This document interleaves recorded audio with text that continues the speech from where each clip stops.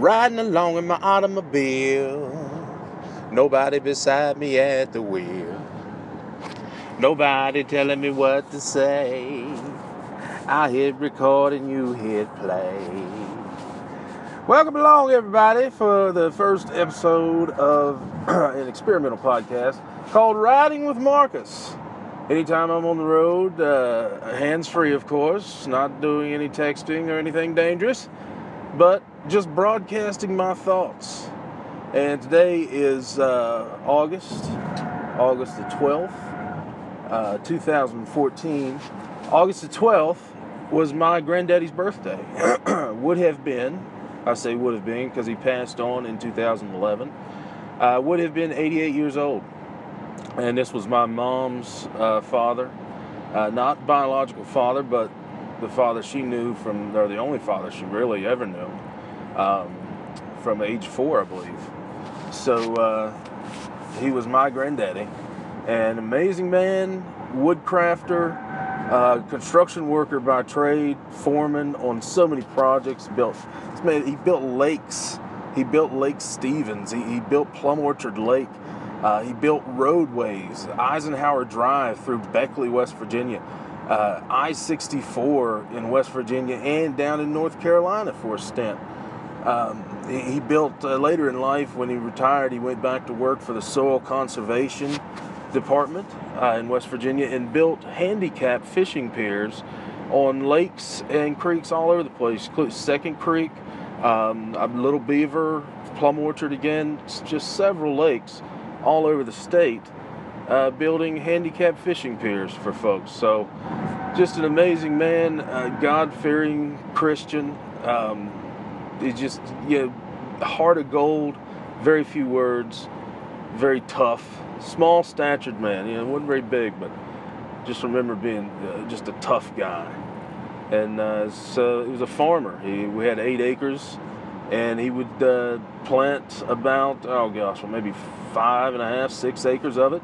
Had fruit trees. He was great at grafting apple trees, especially. He has still there. There's one tree with 5 different types of apples growing on it from splicing. And his dad, who came over from Italy, taught him how to do that. And he was a genius at it. Tree identification, wood working. You should see some of this. I got several pieces of his in my house. And my grandmother's house now is like a museum to his work. He built the house, 1942, or 44, 46, somewhere around there. Anyway, happy birthday, Granddaddy, and we miss you. Today, being August 12th, 2014, is also one day after some tragic news hit not the comedy world, not the movie world, but the entire world. The death of Robin Williams, actor, comedian, genius, artist, and very depressed and tormented individual. The worst part of it for me, being a comic, no longer than I've been a comic, I still consider myself a comic. And I relate to a lot of the dark side of where comedy comes from, even though by comparison, I'm sure my life has been super easy. So not drawing any attention to my own crosses to bear. I understand how he was not happy. I posted, which I've posted several times, never getting that much attention, a quote from The Watchmen where Rorschach tells a joke about the great clown Pagliacci, and he says, a man goes to the doctor, and he tells the doc that he can't relate to anybody, he feels alone all the time, he is in anguish and agony, and you got to help me. And the doc says, no problem, the great clown Pagliacci is in town, go see him and that'll lift your spirits. The man bursts into tears and says, but doctor, I am Pagliacci. And when I heard that, I wasn't a comic. But since I've become a comic, I say that to myself all the time. I think about it because it's like there's a hole, and you try to fill it with certain things. Comedy being a perfect example. Takes something different about a person to go up on the stage with a microphone and talk to people for an hour. That's probably not anything normal. That's why very few people, a small percentage throughout the history of man, have done it. And even a way smaller percentage who have done it successfully. And I won't count myself among that group yet. But there's a dark side to the comedy. It comes from the same place. It's a sibling of the same womb, I think is how I put it on Facebook. And it's something that needs to be addressed and dealt with. But at the same time, no living comic is going to completely admit where they're at with it. Robin Williams being one of the few that really talks about it. I mean, there are others, Mark Maron and such, but Robin really told everybody where he was at and having trouble, but eventually, he still wasn't out there with it and up front, and maybe his checking into rehab was a cry for help that somebody should have noticed. But on the other hand, I think the sickness that he had can't be fixed. I don't think it's something you can turn a wrench on. And, the hardest part for, I think, comics, and I noticed on my Facebook news feed, comics taking this so hard. And everybody is. I mean, I got so many Facebook friends that aren't comics, and everybody's upset, and they're going to miss him, and they're, quoting movie lines and posting links. And everybody's hurt by the loss of this great personality. But comics, if you read their posts, if you're friends with any of them, if you read their posts, there is a sadness that I'm not seeing in posts from non-comics. There's a heartfelt pain, and I had it. It was in my posts, because no matter how long you've been doing it, if you really love it, or if you can relate to what he may have been going through, to whatever degree, and I can't relate to him, getting that bad at this point in my life. And who's to say, if having gone through what he's gone through, I wouldn't be the same way and end up the same way. But at this point in my life, I can't even relate to it getting that bad. But we can still relate to an extent, to a point where what bothers us is the suicide part. I wanted to post something, but I didn't want anybody to worry or anything. I wanted to say, for a comic, it's extremely, disappointing or intimidating, or whatever the word you want to use, that it was suicide.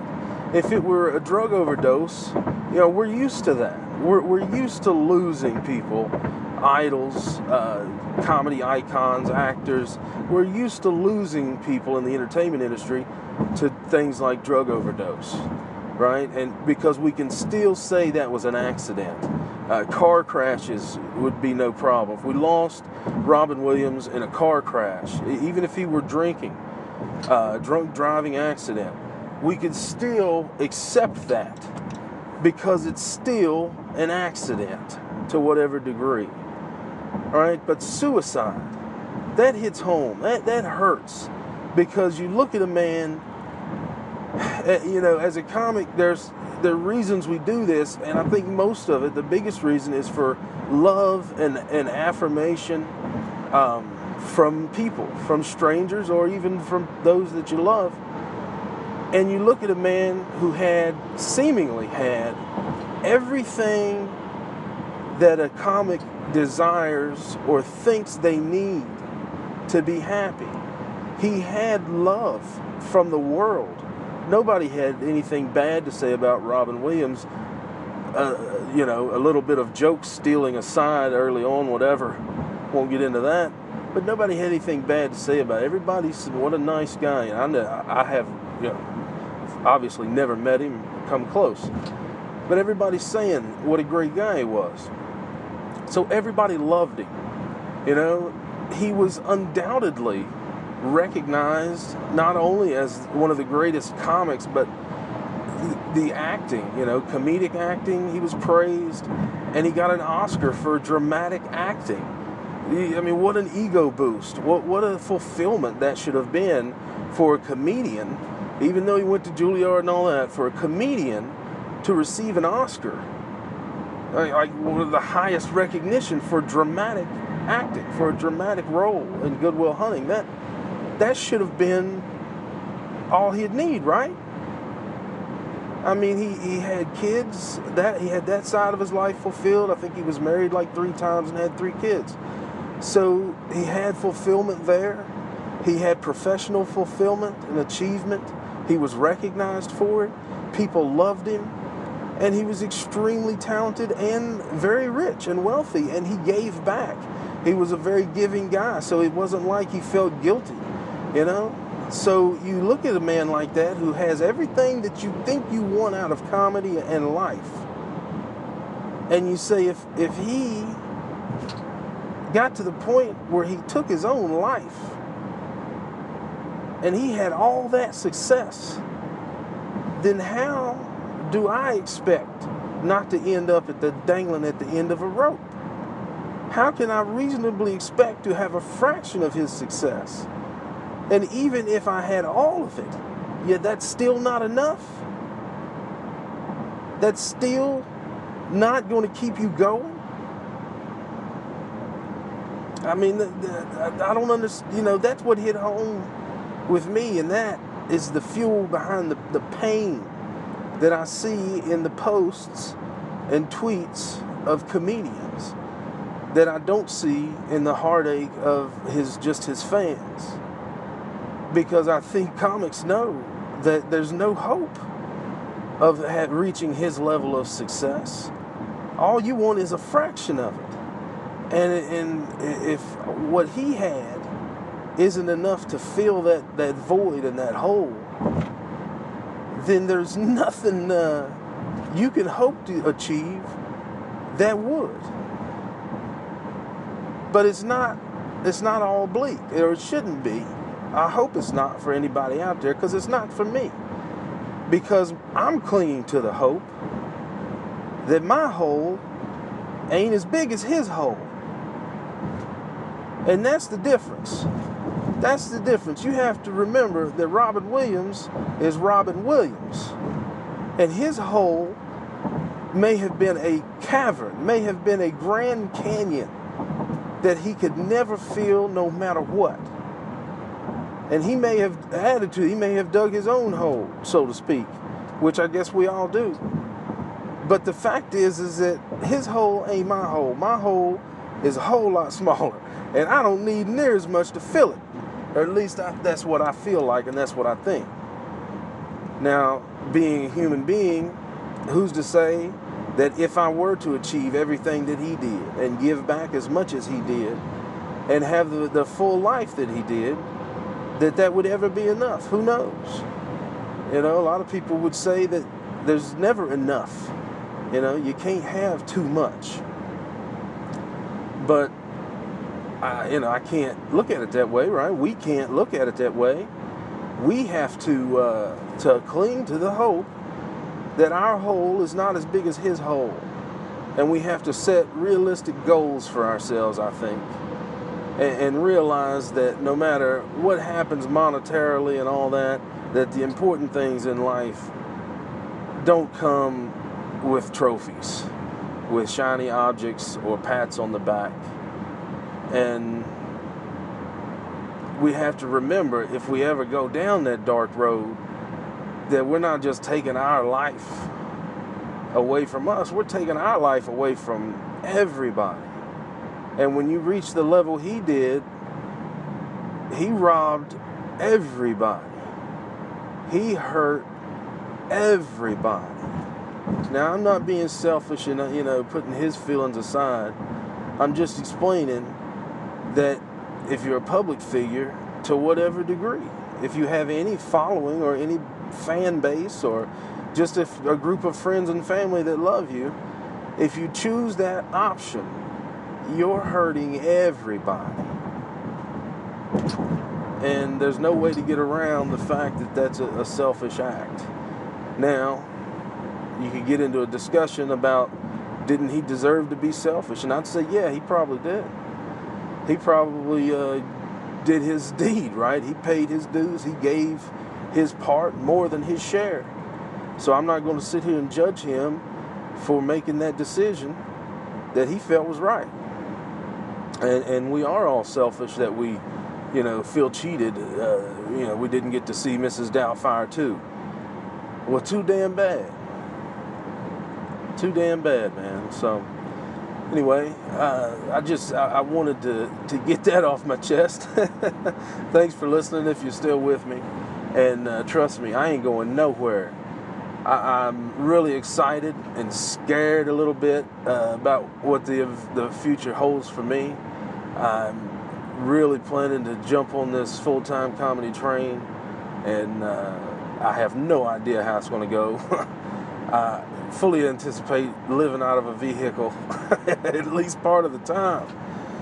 So I hope you tune in now and then. I'm going to try to do these once in a while. Like I said, this is Riding with Marcus. And have a nice day.